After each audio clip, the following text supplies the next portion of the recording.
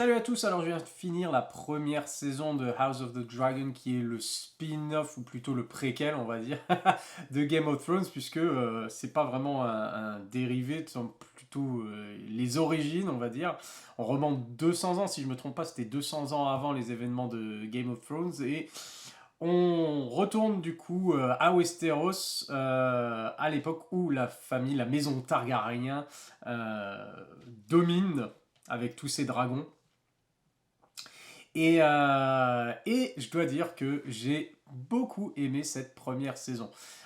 Pour donner un peu de contexte par rapport à ma position Game of Thrones, j'ai beaucoup aimé la série Game of Thrones sans que ce soit une de mes séries préférées ou qui redéfinissait, voilà, qui révolutionnait la télévision ou quoi que ce soit. J'ai trouvé ça pas mal parce que déjà c'était une des premières séries d'heroic fantasy qui a eu un tel succès et du coup qui était, on va dire, qui avait une certaine consistance en termes de, déjà d'écriture et de décor, de costumes, et on voyait que grâce au succès de la série, le budget était vraiment conséquent et ça permet d'avoir une vraie série épique euh, et intéressante la plupart du temps. Game of Thrones, je trouvais sur les dernières saisons, mais je pense que c'est comme tout le monde, on ressentait une certaine fatigue, une certaine lassitude. Et bien entendu, une fois que ça dure trop longtemps, eh ben, on a un peu trop d'attentes par rapport à où ça doit aller, qu'est-ce qui doit arriver à qui doit finir où, etc. Et du coup, forcément, on accepte de moins en moins bien quand une fois qu'on s'est approprié la série et les personnages, on accepte beaucoup moins le sort réservé à certains personnages. Et du coup, on augmente, on va dire, les possibilités d'être déçu. J'ai pas été aussi déçu, j'ai pas été déçu vraiment par la fin déjà pour commencer. J'étais plus ou moins satisfait, bien que évidemment il s'est pas passé les choses que je voulais qu'il se passe par rapport à tel ou tel personnage, mais il faut accepter voilà quand on nous raconte l'histoire, c'est pas à nous de dire voilà comment je veux que ça se termine. Et du coup, j'ai trouvé ça pas mal. Le final était tout à fait correct. On a eu des belles scènes de bataille et les arcs narratifs qui sont arrivés à leur terme. Et j'ai trouvé que c'était pas mal dans Game of Thrones. J'ai pas pété les plombs comme beaucoup de fans où ils étaient là, eh, il faut retourner la dernière saison, il faut retourner la fin, etc. C'était ce que c'était et puis c'était pas mal. Voilà, c'était pas pire que ce qu'il y a eu avant, forcément. Par contre, je dois dire que voilà, pour arriver aux grands événements, il y avait tout cet aspect un peu avec des épisodes de remplissage où des fois on regardait un épisode, on se disait ouais bon, on n'a pas beaucoup avancé, ça ne fait pas avancer toute cette affaire-là, surtout avec tous les personnages qu'il y avait, etc. Et donc, une certaine lassitude se faisait ressentir. Moi, j'étais personnellement content que j'aime bien quand une série se termine, et en plus, suivant les termes voilà, de ces scénaristes, de ces producteurs, la série se termine quand ils ont décidé, elle ne se fait pas annuler, etc. Donc il y a une vraie fin, on va dire, même si on ne l'apprécie pas, au moins il y a une vraie fin. Et du coup, j'étais content que ça s'arrête et pour pouvoir justement passer à autre chose. Et quelques années plus tard, voici qu'arrive donc House of the Dragon, que, comme je l'ai dit au début, j'ai bien apprécié. J'ai trouvé que ils ont adapté, on va dire, l'univers de Game of Thrones parce que c'est vraiment, alors pour eux, c'est vraiment le préquel parce que déjà, ils ont gardé le même thème, le même style de générique et le thème de Game of Thrones pour cette série. Donc clairement, c'est pas on essaye de vous proposer quelque chose de différent. C'est genre on va vous donner ce que vous aimiez dans Game of Thrones. Et il y a vraiment, je pense, eu un souci de la part des producteurs, des créateurs de cette série, de réfléchir à adapter au public d'aujourd'hui. On propose pas la même chose avec House of the Dragon qu'on avait proposé avec Game of Thrones à l'époque.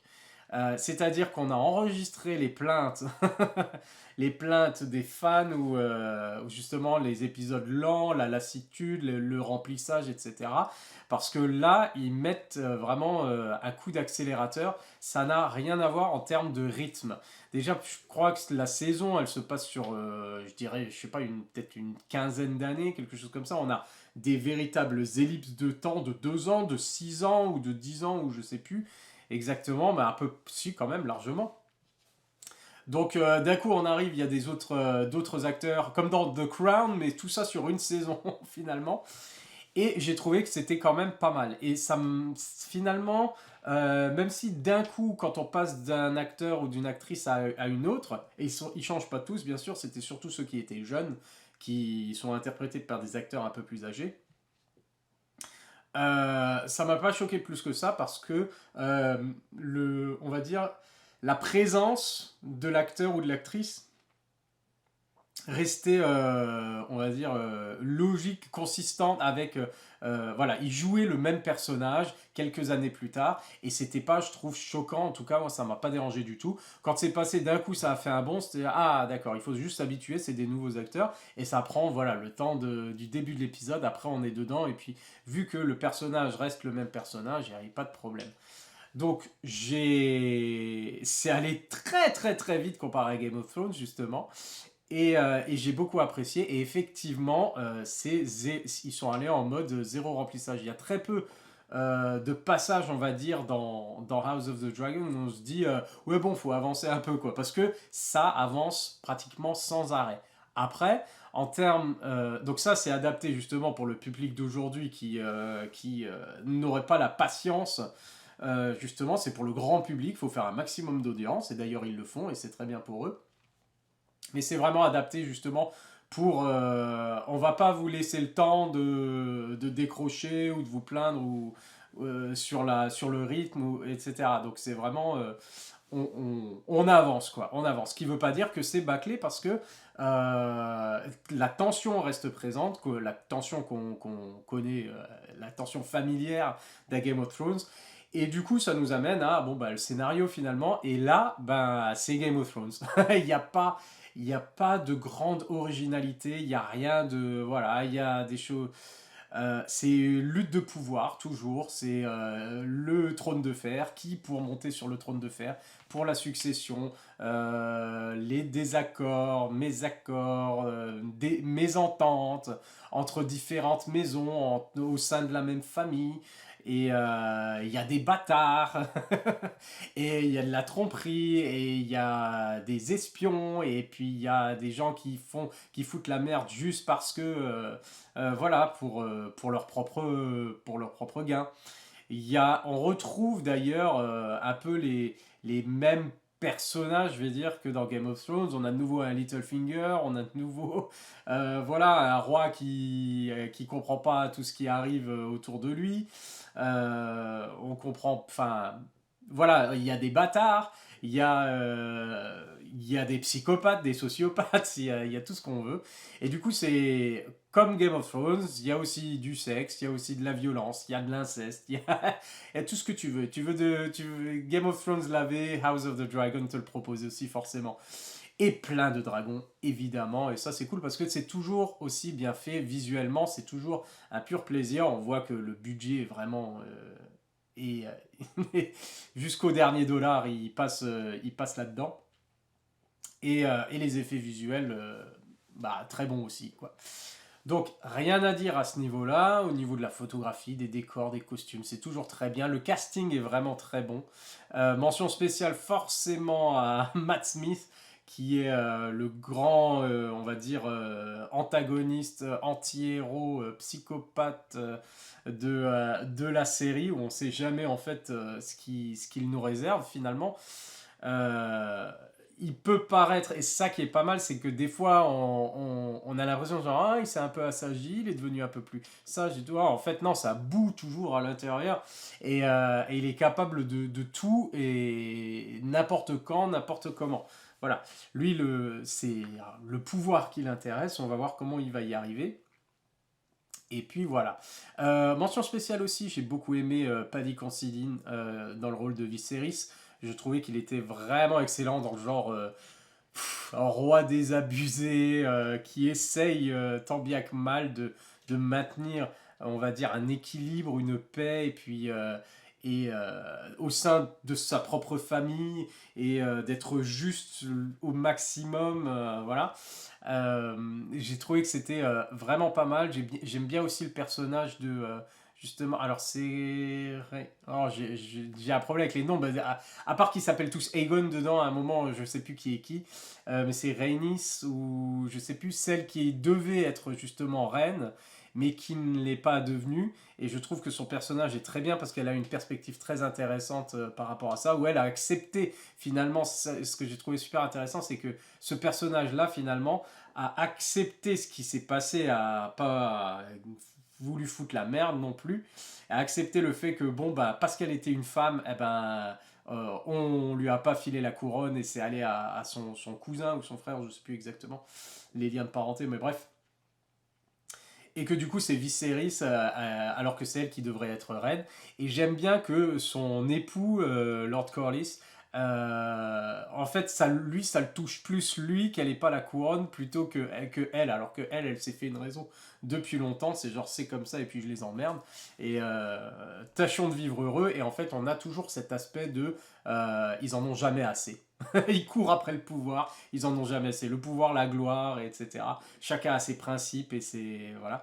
Et forcément, ça clash. Donc on retrouve vraiment l'univers de Game of Thrones avec des personnages franchement intéressants. La plupart des personnages, on est quand même pas forcément attaché émotionnellement par rapport à eux, mais au moins on a hâte de voir ce qu'ils vont faire, ce qu'ils nous réservent, ou quel est leur point de vue sur tel ou tel événement qui va se produire.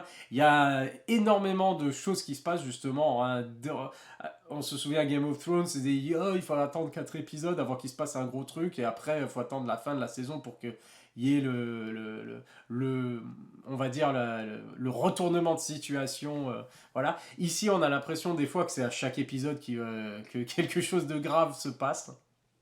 Et donc, j'ai bien aimé justement ce rythme-là, et sans que forcément sans que les personnages soient mal écrits, ou voilà, il y a toujours des scènes quand même de longs dialogues, de conversations, de double jeu et de trahison et tout ce qu'on veut.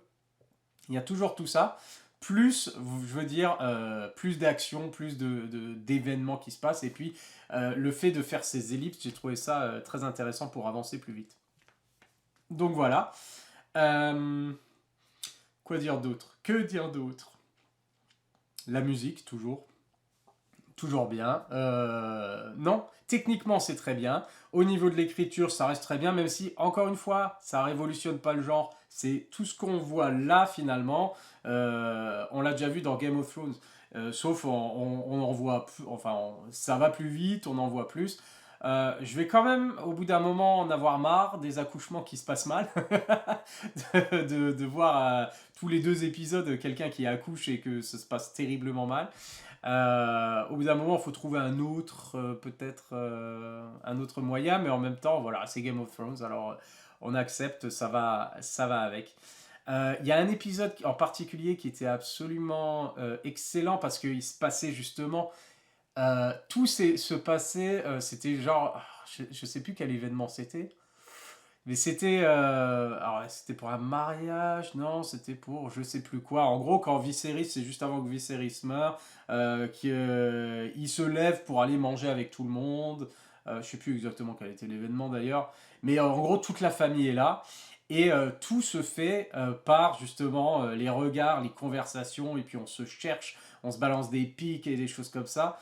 Et cet épisode était vraiment excellent, j'ai trouvé, et peut-être le meilleur épisode de la saison, alors que c'est pas celui où il se passait des choses forcément, où il y avait beaucoup d'action, où il se passait des choses incroyables. Voilà. Donc, bien aimé cette première saison. Ça révolutionne pas le genre du tout, mais c'était extrêmement divertissant. Et puis, bon, bah voilà, vivement la suite. Ça s'est fini quand même sur un bon cliffhanger de. euh, la guerre est en marche, quoi.